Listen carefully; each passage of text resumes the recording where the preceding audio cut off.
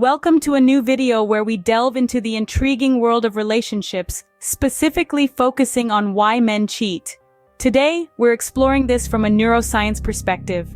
Infidelity is an uncomfortable topic that can lead to severe consequences such as marital conflict, divorce, and broken families. It's a behavior that's more prevalent than we may want to admit, with about 1 in 5 married men confessing to having engaged in sexual activity outside of their marriage. Now, why is this so?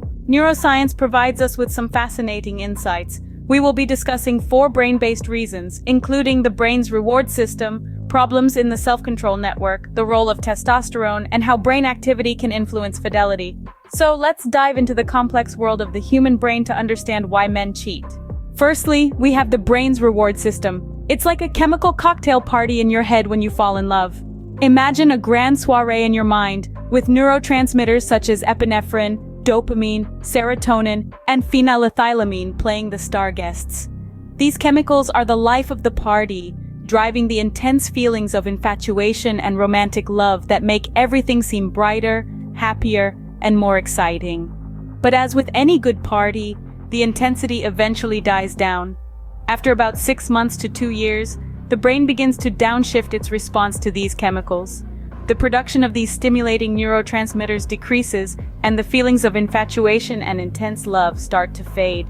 It's akin to the party winding down, the guests leaving, and the confetti being swept away. Now, this is a natural and expected progression of any relationship, but for some individuals, the quiet that follows the party can be unsettling. They miss the rush, the excitement, the high that the initial stages of love bring.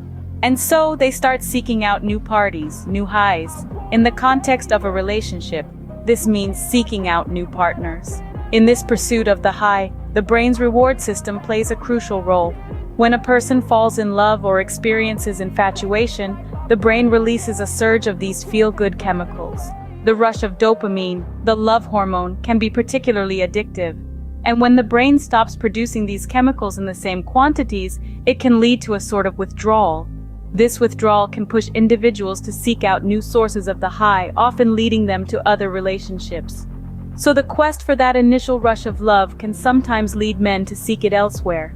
It's not a justification, but a piece of the puzzle, helping us understand the complex workings of the human brain in the context of infidelity. Next, let's talk about the brain's self-control network. It's kind of like the brain's traffic cop, keeping our impulses in check. Now imagine a city without a traffic cop. Chaos, right? Cars crashing, people not following rules, complete pandemonium. This is what happens when there's low activity in a key part of our brain's self-control network, the prefrontal cortex, often abbreviated as PFC. The PFC, located right behind your forehead, is responsible for controlling our impulses. It's the part of the brain that tells you to stop when you're about to do something you might regret later. It's the voice of reason amidst the clamor of our desires. But what if this traffic cop isn't doing its job well? What if the PFC isn't as active as it should be? The result can be an increase in impulsive behavior. You know, those split-second decisions we make without thinking of the consequences. That extra slice of cake when you're on a diet, that impulse buy, or even that flirtatious conversation with someone who isn't your significant other.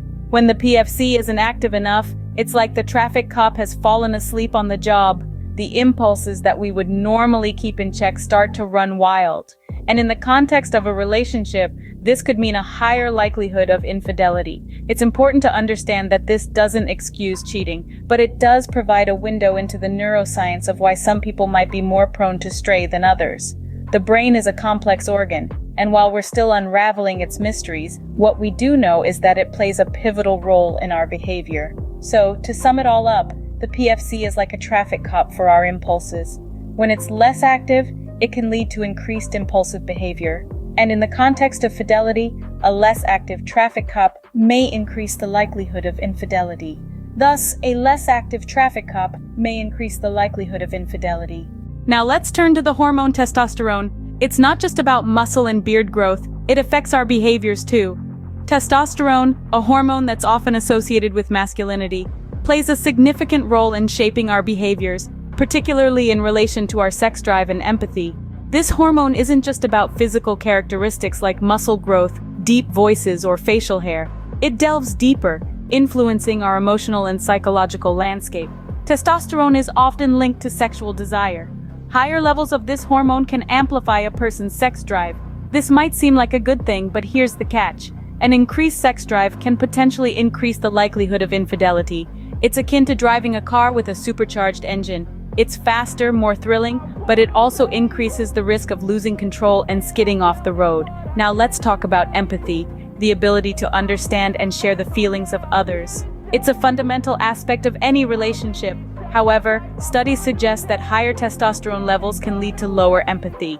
This means that individuals with higher testosterone levels may find it challenging to empathize with their partner's feelings, making them more prone to seek satisfaction elsewhere. So when we consider these two factors, sex drive and empathy, it becomes clear how testosterone can play a role in infidelity. A higher sex drive, coupled with lower empathy, can create a potent mix that fuels the drive towards infidelity. Of course, it's important to note that not everyone with high testosterone levels will cheat. Testosterone is just one piece of the puzzle. It's the interplay of multiple factors, biological, psychological, and environmental, that determines an individual's actions. So, higher testosterone levels may fuel the drive towards infidelity.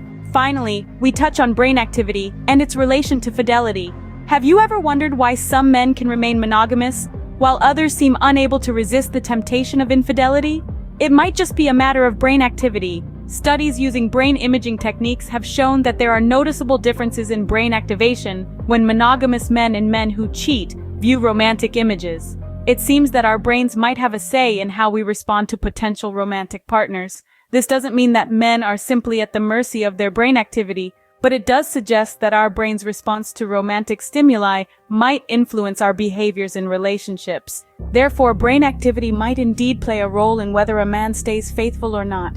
In conclusion, there are myriad reasons, both psychological and neurological, why men cheat. We've delved into the fascinating world of neuroscience to understand 4 key factors. The brain's reward system can cause individuals to chase the initial high of a new relationship. Problems with impulse control due to low activity in the prefrontal cortex can lead to extramarital affairs. Testosterone levels can influence empathy and sex drive, potentially driving men to seek other partners. Lastly, differences in brain activation when viewing romantic images may play a role in fidelity.